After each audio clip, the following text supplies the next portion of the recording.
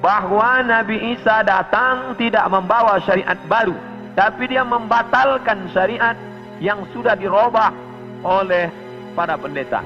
Di antaranya mereka mengatakan bahwa Nabi Isa meninggal dunia tergantung di pelang salib.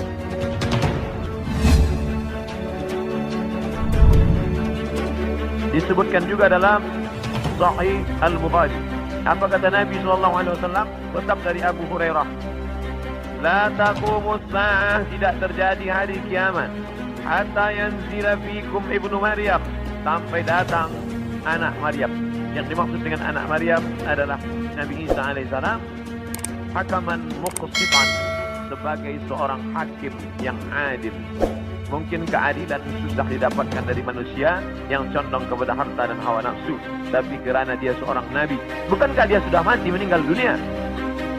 Barrafa'ullah wa ma qataluhu, mereka tidak berhasil membunuhnya. Wa ma salabuhu, mereka tidak berhasil menyalibnya. Walakin syubbiha lahum, ada orang lain yang diserupakan wajahnya dengan Isa.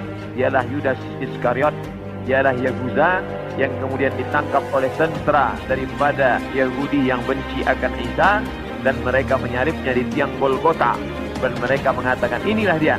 Maka kata Allah, wa ma qataluhu yaqina, mereka tidak yakin seyakin-yakinnya tentang itu. Sampai akhirnya pada tahun 324 terjadilah konsili, pertemuan ijma' seluruh pertemuan seluruh pendeta-pendeta, dan mereka berhasil menyepakati di sebuah kota bernama Nisea. Sekarang letaknya di Turki. Yang dulu kota itu besar, dibina oleh seorang raja bernama Konstantinopel, yang kemudian kota itu dirubah oleh Muhammad Al-Fatih menjadi kota Istanbul, kota Islam, negeri Islam, yang berubah menjadi Istanbul. Maka di sana ada satu tempat bernama Nisea. Di Nisea inilah mereka bersepakat bahwa Isa adalah anak Tuhan bagian. Padahal itu tidak ada disebutkan dalam Injil, tidak ada dalam wahyu Allah Subhanahu wa taala. Yu'arrifuna al-kalima 'an mawadhi'ihi, mereka merubah kalimat yang ada dalam kitab suci sesuai dengan kemauan kehendak hawa nafsu mereka. Maka mereka tidak berhasil membunuhnya. Allah mengangkatnya, dan dia belum meninggal dunia sampai masanya menjelang hari kiamat. Nabi Muhammad SAW bercerita bahwa Nabi Isa ini akan turun menjadi pemimpin yang adil. Apakah dia membawa syariat baru lalu menasakh syariat Muhammad SAW? Tidak.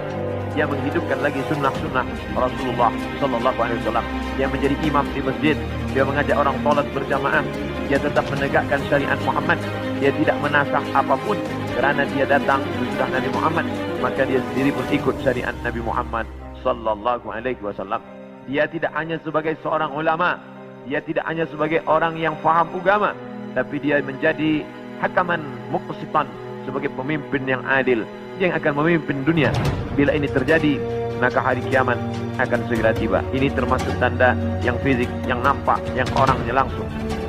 Tempat turunnya disebutkan di sebuah masjid bermenara warna putih di Damaskus, Syam.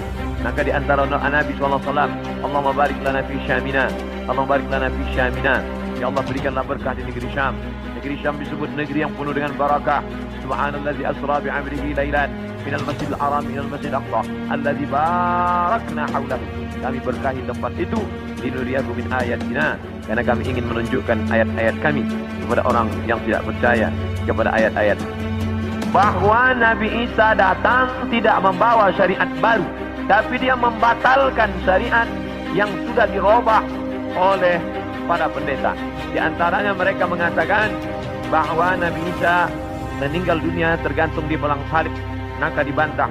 Fayaksirus salib, dia menghancurkan salib. Salib bahasa Arab, salib bahasa kita, palang salib. Maka Nabi Isa datang menghancurkan salib. Ini menunjukkan bahwa akidah salib itu batil, tidak dibenarkan. Karena andai dia benar, pasti Nabi Isa melanjutkannya. Yang menghancurkannya Nabi Isa sendiri. Yang mengatakan itu patung dia, maka itu dibantah oleh Al-Quran. Wa ma qataluhu, mereka tidak membunuhnya. Wa ma salabuhu, mereka tidak menyalibnya. Walakin syubbiha lahum, ada orang lain yang diserupakan dengannya. Bila ada orang berkata, kamu jangan kaji-kaji agama kami, jangan bahas-bahas agama kami, urus sajalah agama kamu, lakum dinukum waliyadin. Kami tidak mungkin membahas agama kamu kalau Allah tidak menyebutkannya dalam Al-Quran. Allah menyebutkan tentang yang kamu katakan sebagai Tuhan itu dalam beberapa surah. Al-Fatihah, Al-Baqarah, Ali Imran, Ali keluarga Imran. Imran punya anak bernama Maryam. Maryam punya anak perempuan laki-laki bernama Isa. Dan Imran punya istri bernama Hannah.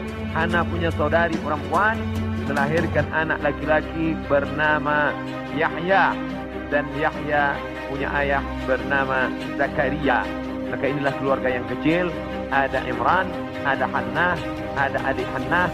Adiknya melahirkan Yahya, nama suaminya Zakaria. Dan Hannah melahirkan anak perempuan bersama Maryam.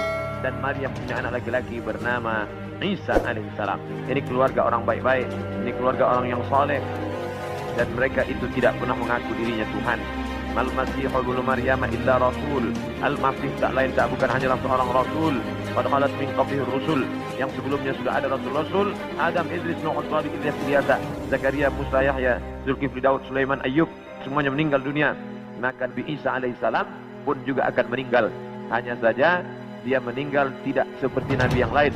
Hidupnya habis berakhir. Nabi Isa akan datang sekali lagi. Dan dia akan menghancurkan salib-salib. Berikutnya, wa yaqtulul khinzir. Dia akan membunuh babi. Apa makna membunuh babi? Kerana mereka menghalalkan babi. Seakan-akan babi itu halal. Padahal Nabi Isa tidak makan babi. Lalu siapa yang merubah ajaran Isa sehingga mereka menghalalkan babi? Maka yang merubah adalah Paulus. Kata Paulus, sejak Isa disalib menebus dosa manusia, maka semua binatang menjadi halal. Begitu juga dengan khitan. Nabi Ibrahim berkhitan, turun kepada Nabi Musa berkhitan, turun kepada Nabi Isa berkhitan. Tapi dipesongkan, diselewengkan oleh Paulus. Paulus yang bernama Saul tidak pernah belajar kepada Isa, tapi lalu kemudian mengaku diangkat sebagai rasul oleh Isa. Maka disebut namanya dengan Rasul Paulus. Maka ini dibantah oleh Al-Quran sama sekali. Maka Ibrahim Yahudian, Ibrahim bukan Yahudi. Wala Nasranian, Ibrahim bukan Nasrani. Walakin syubbiha lahum, walakin kana hanifan musliman. Dia seorang muslim, hanifan, condong kepada kebenaran, musliman, muslim. Wa ma kana minal musyrikin. Dia tidak mempersekutukan Allah Subhanahu wa taala. Sedangkan Yahudi dan Nasrani mempersekutukan Allah. Yahudi mempersekutukan Allah dengan Uzair. Wa qalatil yahudu Uzairun ibnullah. Orang Yahudi berkata Uzair anak Allah. Sedangkan Nasrani mempersekutukan Allah dengan Yesus, dengan Isa. Wa qala an-nasara al-masih ibnullah. Nasrani berkata Al-Masih anak Allah. Maka Al-Quran membantah. Bila ada orang mengatakan jangan kaji-kaji tentang agama orang lain, kita tidak mengkaji agama orang lain. Kita sedang mengkaji Al-Quran, kitab suci kita yang bercerita tentang penyelewengan ajaran Nabi Isa alaihissalam.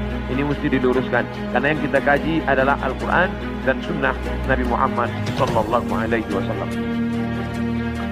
Wa yada'ul jizyah. Nabi membatalkan jizyah, upeti, pajak yang sebelumnya diterapkan oleh Raja Romawi dan Persia. Mereka hidup dengan cawan-cawan emas, pakaian sutra, tempat tidur yang tebal, dengan banyak-banyak pasangan, dengan istana yang megah. Padahal dari cukai, dari pajak yang dikutip dari setiap masyarakat. Maka datanglah Nabi Isa alaihissalam membantah itu semua perbuatan yang batil, bahwa itu perbuatan zalim, menganiaya orang susah. Maka dia menghapuskan itu.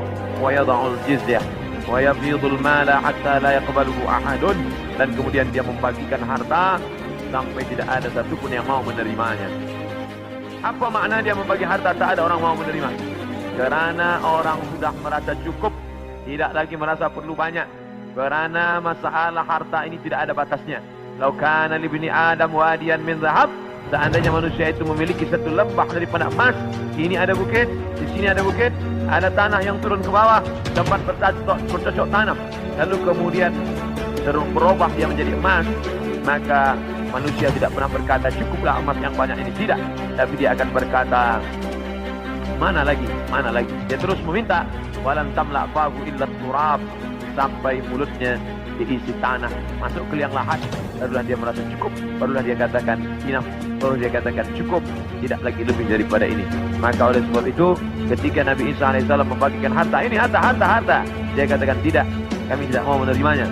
Karena kami tidak ingin mati membawa harta, tapi kami ingin mati membawa amal yang saleh. Kita lanjutkan.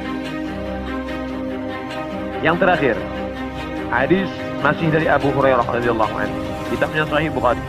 La taqumus sa'ah, tidak akan terjadi hari kiamat hatta tuqatilul yahud, sampai kalian memerangi orang Yahudi. Hatta yaqulul hajar, sampai batu berkata. Batu besar tempat orang bersembunyi dari serangan musuh. Batu itu berkata, apa kata batu itu? Hadza Yahudi ya Muslim, hadza Yahudi ya Muslim, hai tentara Muslim, hadza Yahudi warai, ini di belakangku ini ada seorang Yahudi. Faqtuluhu, bunuhlah dia. Ada satu yang tidak membela umat Islam, dan itu adalah syajaratul gharqad, pohon gharqad, pohon yang batangnya tunggal ke atas, tidak terlalu banyak cabang, dan dia daunnya panjang. Masih ada sekarang, mereka tanam banyak-banyak. Ini membuktikan sabda Nabi SAW benar, tidak salah sedikit pun. 1439 tahun yang lalu Nabi katakan, hari ini terbukti mereka menanam tanaman gharqad sebanyak-banyaknya. Tahun 1999 saya sampai di satu kota ini dibagi dua, kerana perjanjian Camp David. Sebelah diambil oleh Mesir, sebelah dijajah oleh Israel. Tampaklah tentara-tentara berjaga di perbatasan. Maka Rafah, nama kota tersebut Rafah. Maka kita bisa melihat menghijau. Sementara yang di Mesir ini menguning gurun pasir, sedangkan yang di sana menghijau. Kenapa hijau? Mereka tanam pohon gharqad. Nabi sudah mengatakan itu 14 abad yang lalu, bahwa mereka akan bersembunyi di balik pohon gharqad. Subhanallah, Masya Allah, tabarakallah. Mereka bersembunyi di belakang batu-batu berkata, ya Muslim, hai tentara Muslim, ada Yahudi di belakangmu, ini di belakangku ada Yahudi, faqtuluhu, bunuhlah dia. Oleh sebab itu maka ini hadis mukjizat Nabi SAW luar biasa. Andai orang Yahudi itu musnah, seperti musnahnya kaum Ad, kaum Thamud, kaum Madian, kaum Iram, kaum Fir'aun, musnah. Tapi Yahudi tidak musnah, dia tetap kekal sampai hari ini, sampai terwujudnya janji Nabi Muhammad bahwa tidak akan terjadi hari kiamat sampai kamu memerangi Yahudi. Yahudi di dunia ini jumlahnya hanya 16 juta saja. 6 juta di Palestina, menjajah Palestina, yang 5 juta di Amerika, sisanya yang 10 bertebaran di atas muka dunia. Ada Yahudi Rusia, ada Yahudi Arab Maghribi, Maroko, ada beberapa Yahudi di Maghribi, kerana ketika itu raja daripada Spain mengusir seluruh pendatang dan larilah mereka ke negeri Islam. Ini menunjukkan Yahudi antara tiga. Dia tidak dapat diterima oleh Nasrani, tapi dia bisa diterima oleh Islam. Islam menerima mereka, marhaba, ahlan wa sahlan, sampai mereka punya negeri, bercucu, bersahabat, berkawan dengan kaum muslimin yang ada di Maghribi, kerana mereka diusir dari Andalusia. Padahal mereka dekat dengan Andalusia, dekat dengan Kristian, dekat dengan Nasrani, tapi mereka justru lebih nyaman, lebih dekat berkawan dengan orang Islam, karena Muslim itu wa ma arsalnaka illa rahmatan lil alamin. Apapun yang terjadi, kita tetap siap siaga. Mau kiamat terjadi hari ini, besok, pagi, petang, kita tetap beriman dan beramal soleh. Maka saya tidak menjelaskan secara panjang lebar tentang masalah satu persatu, tapi kita kaji berdasarkan beberapa hadis-hadis Nabi Muhammad sallallahu alaihi wasallam. Yas'alunaka 'anis sa'ah, mereka bertanya kepadamu tentang hari kiamat. Qul la yujalliha illa liwaqtiha, la yujalliha liwaqtiha illa hu, tidak ada yang dapat mengetahui waktunya kecuali Allah Subhanahu wa taala. Adapun ada orang mengatakan tak sampai 1500, hanya sekitar beberapa tahun lagi, itu ijtihad dia. Tolong kita bedakan antara hadis dengan ijtihad orang terhadap hadis. Ini hadis, ini ijtihad hadis. Jangan katakan ijtihad ini adalah hadis, karena hadis ini dari Nabi, sedangkan ijtihad adalah dari ulama yang membaca hadis-hadis Nabi Muhammad sallallahu alaihi wasallam.